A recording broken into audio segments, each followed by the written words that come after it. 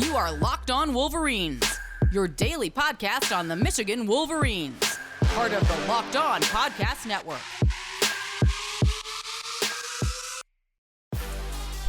Happy St. Patrick's Day.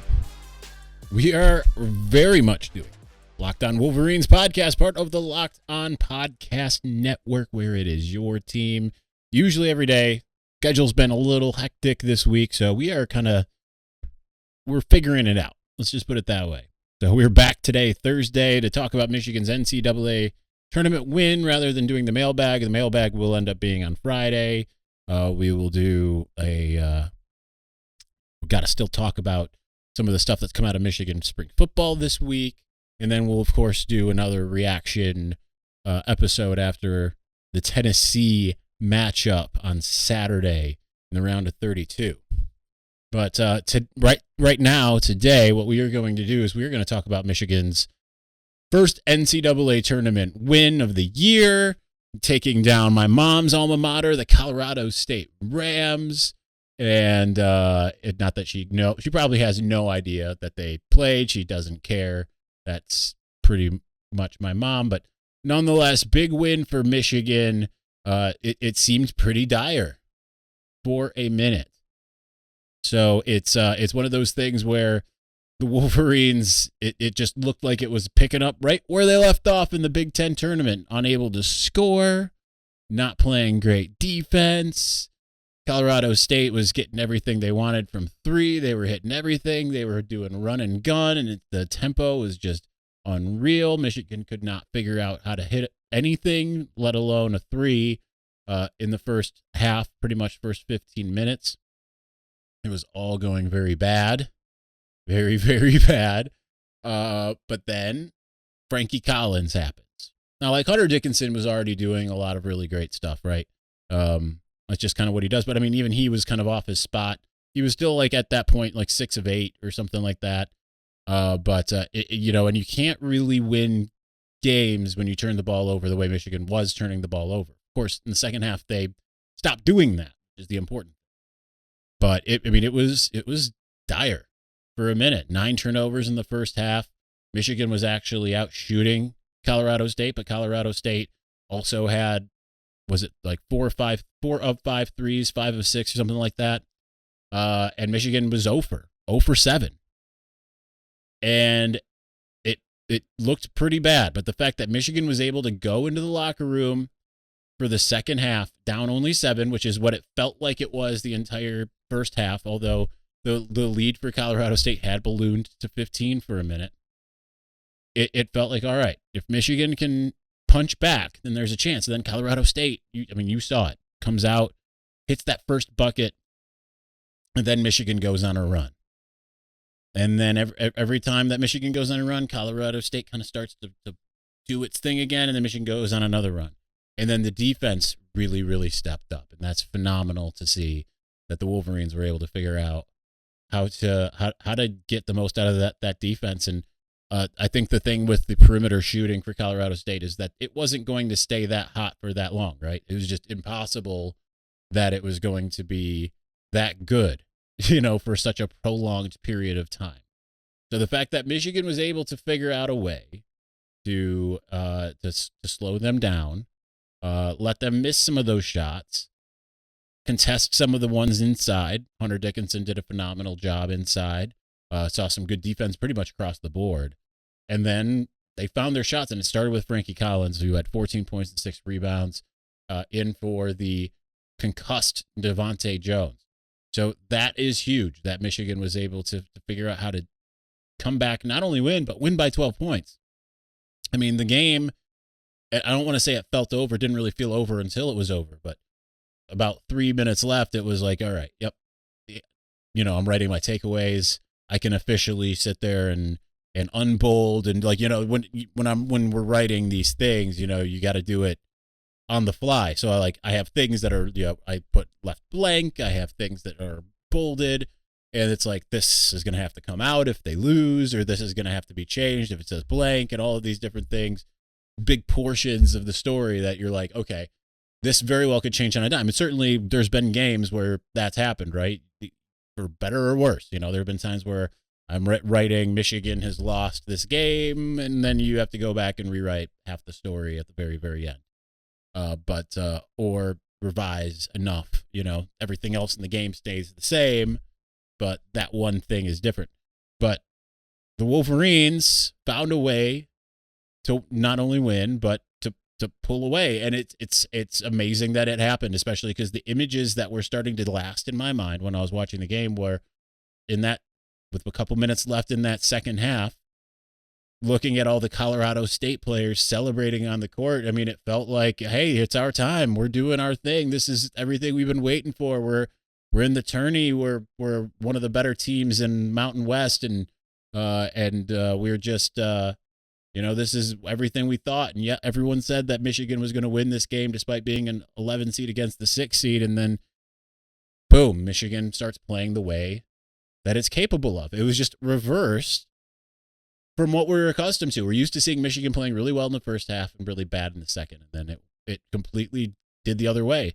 It was like the team that had gotten beat in the end by Indiana came out to play that first half, and then that second half they were like, oh yeah, right, we are capable of doing so much more. So kudos to the Wolverines for finding a way to win in a game that it felt for a little while like there was no chance. It just was like, well, this is it. But at the same time, there was never any part of me that felt like, well, this is the last game of the season. Because we know that Michigan is capable of so much more. I think that the crazy thing about this team is they could lose to anybody, but they could also beat anybody. Like if you told me that they beat Gonzaga, I'd be like, yeah, I guess they were shooting pretty well, right? Like the defense was working. They were locked in. Like they got some big minutes from Caleb, or not minutes, but points from Caleb and Musa. That's kind of what it needs. What you need. That you need one or both of those two freshmen to really step up, and you need someone from the bench. But they didn't get that from the bench today. They had 4 points from the bench, 2 from Kobe Buffkin, which both were free throws, and 2 from Terrence Williams. So it's they definitely need more if they're going to go deeper. And certainly the emergence of Frankie Collins looks very, very promising. All right. Let's move on, and then we will continue talking about the game, and then we'll start talking about Tennessee a little bit here. But man, I love March Madness, and I love those brackets, but I can't remember the last time I actually went deep or even won any money. I'm hedging my bets this year with Stat Heroes NCAA Pick'em contests. Stat Heroes NCAA single game pick'ems pits the star players against each other, an amazing hybrid between fantasy and sports gambling.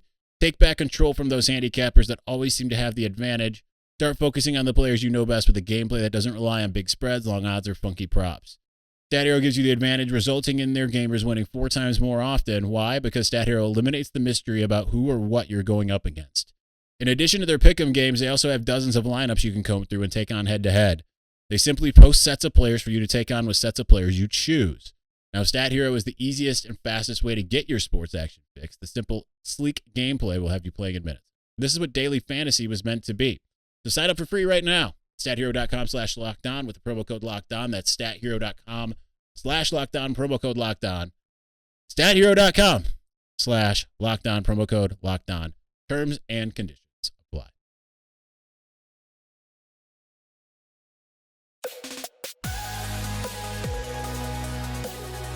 All right. So I hope that there weren't a ton of you, but I hoped that y'all are doing well in your brackets. We have the Run Your Pool one. We have the Locked On one. We have the, which I don't think I did the Locked On. I think I forgot. But we do have the one. I think I forgot to submit my Locked On. We had Locked On Wolverines one. I think we got about 10 people in it. So excited about that. Winner gets $100. So if I win, I get to keep my money. If Trent Noop wins, he doesn't get in. No, I'm sorry. Trent, you'll still get something. You'll still get your $100. But excited to see those of you who joined, and I didn't do a heck of a lot to promote it. So I do appreciate it. It should be a lot of fun. We'll get into some trash talk later. No, we won't. I'm not a trash talker. I think y'all know that about me. I am not a trash talker. I'm uncomfortable with it. I always have been. Learned sportsmanship growing up. going to Christian schools and such. My the soccer team I was part of in 7th grade, we won the sportsmanship. We also won the conference tournament. So, anyway.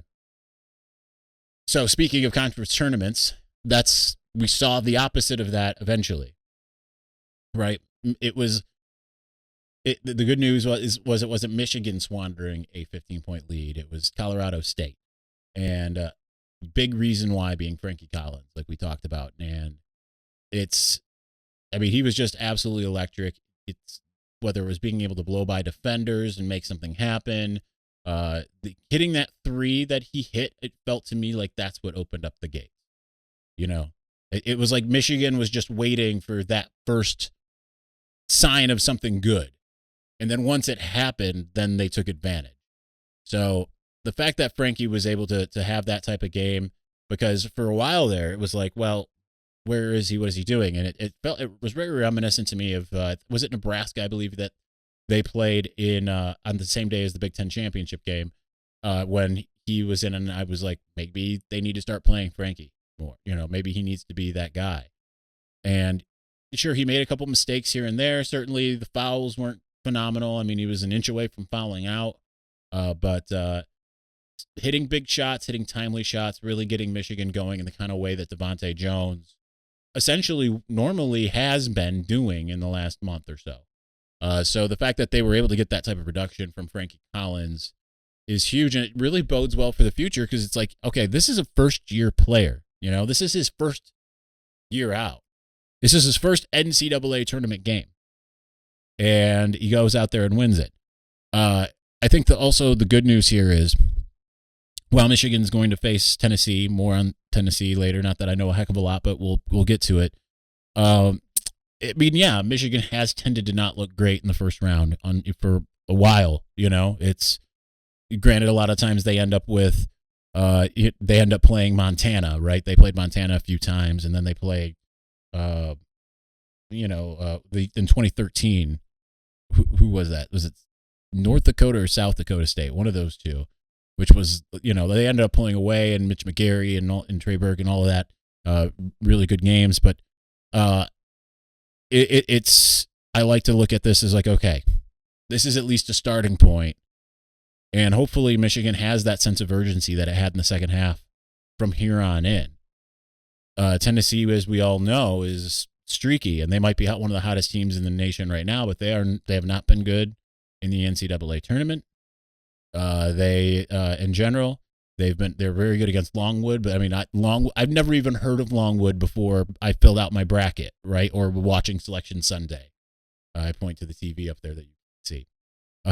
But it's okay. So yeah, Tennessee, you should beat Longwood. You absolutely should. So it's one of those things where Michigan getting production from an unlikely guy is really going to help. Now, we didn't see a lot of Terrence Williams minutes-wise, per se. Didn't see a heck of a lot of Brandon Johns. And then if Devontae Jones is able to come back by Saturday, which, if Frankie plays the way he did, then good. But you still want that veteran guy against a really good team like Tennessee. But if you can get Devontae back and you can still get some pretty good production from those 3 I just mentioned, maybe a 3 or 2 from Kobe Buffkin every game. If you can get 20 bench points, you've got yourself a shot. Problem is Michigan had 4 bench points, right? Like, it needs more. It needs something more if it's going to go deeper. What's worked has been fine. A game like this, okay, they had 4 bench points and still won the game. Cool. Everything's working out. Everything's coming out. Millhouse here. I say Millhouse? Millhouse. But so that's all good and well, but they definitely need to have the bench do a little bit more. They need to have the intensity that they had in the second half. I just remember looking, and I was just like astounded, because usually in a lot of these games, even these ones that Michigan's lost, it's like, well, Michigan's out rebounding these guys by a lot. And in the first half, that wasn't the case. And then eventually it was like Michigan was way down on assists. Michigan was way down on rebounds. they were getting out hustled and they were getting outplayed. And then in the second half, they completely flipped the script, had more rebounds, had more assists. It was no secret that why the offense was working. Spacing was better. Everything was looking better. So from here on in, it is going to take Michigan's best effort. I think that just if you can get to the second weekend here, you can get to the Sweet 16. Everything from there is gravy.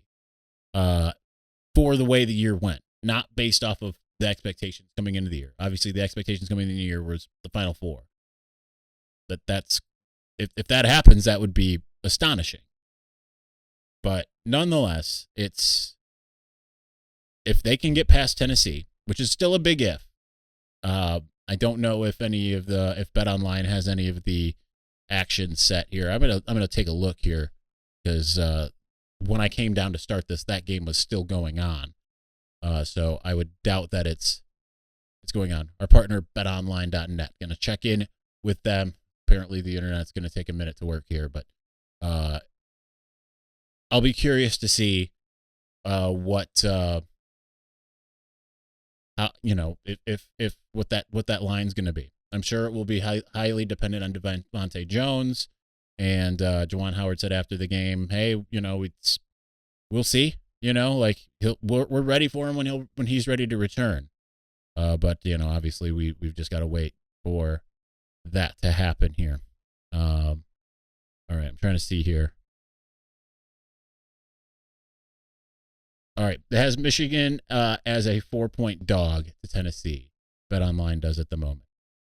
So I think that's fair. That's where we're at. Anyhow, I think what's interesting now that I scroll down for tomorrow, Davidson and Michigan State, they have it as even. Wow, Michigan State, good luck. Anyway, so yeah. For me, the big thing is getting to that next weekend, and if Michigan can find a way to do that, then that'd be great. But if not, then the fact that Michigan at least got a game, they got in the tournament, they got a game, that's all huge, that's all great. We'll see what happens from there. All right, we're gonna move on, and we're gonna talk just briefly about this upcoming matchup with Tennessee. But before we do, I got to tell you a little something about the thing that I just actually accessed. That's BetOnline. It's that time of year again. Today was the start of the first round, starting with Michigan of the NCAA Tournament. From all the latest odds, contests, and player props, BetOnline.net is the number one source for all your sports betting needs and info. BetOnline remains the best spot for all your sports scores, podcasts, and news this season.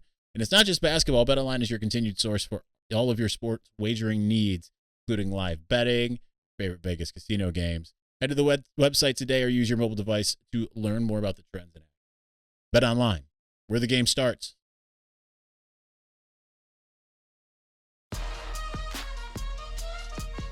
All right, we're just going to spend a few more minutes here, and then we are going to, we're going to call it a day. But I just wanted to take a quick look here at KenPom.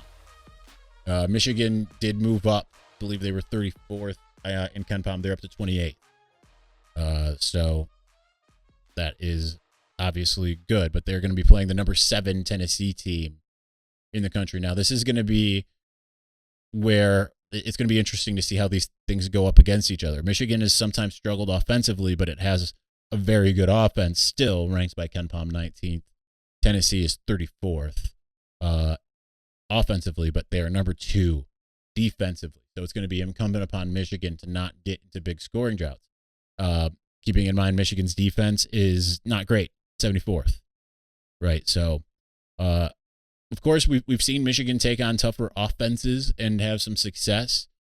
Purdue's number 3, Ohio State's number 11, Iowa's number 2.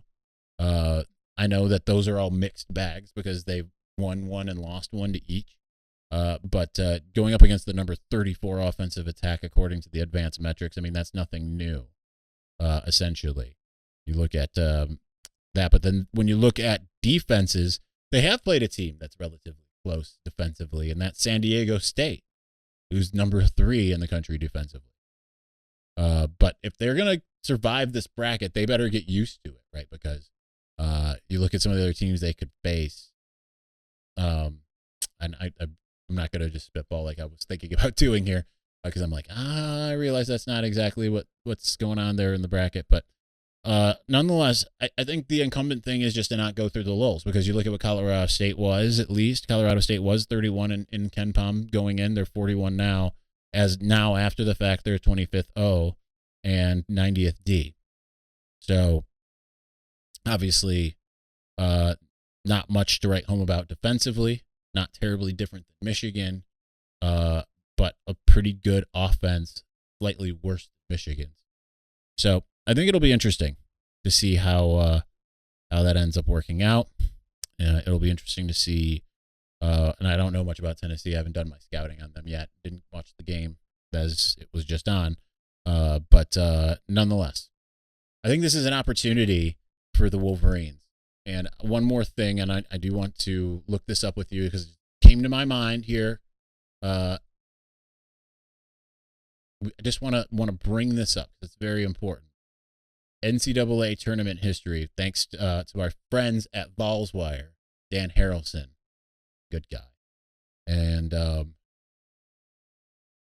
it's just, I don't think that he put any info. I'm just seeing literally pictures. So that doesn't. Okay. So never mind. But nonetheless, Rick Barnes has not been like phenomenal when it comes to the history of. They have not been that great lately. Like they lost to Oregon State in the first round last year. They got to the third round. They didn't make it in 2020. Well, 2020 didn't happen. 2019, they got to the third round. They lost in the second round in 2018. They made it in 2014 to the regional semifinal and lost to Michigan. So obviously, and then they weren't even in at 15, 16, or 17. This is a team that usually can win a game or two, but doesn't have that history. Michigan, as bad as it's been this year, I mean, there are a lot of new players. Frankie, Musa, Caleb. All these other guys have been there before. So you hope that experience helps play well. All right, that's all I got. It's difficult for me to talk for 20-something minutes about basketball, even though just because we're used to talking about football over here. I sometimes don't know how to talk. But we did it. We talked about it. We're going to talk about it again on Saturday after the Michigan-Tennessee game. But putting out the call for mailbag questions for football, or for football or basketball, here momentarily on Twitter. By the time that you watch or listen to this, it'll be up. So get your questions in for Friday's podcast since we're pushed the mailbag back a day. Anyway, thank you for watching and or listening. We will talk to you very soon. Peace.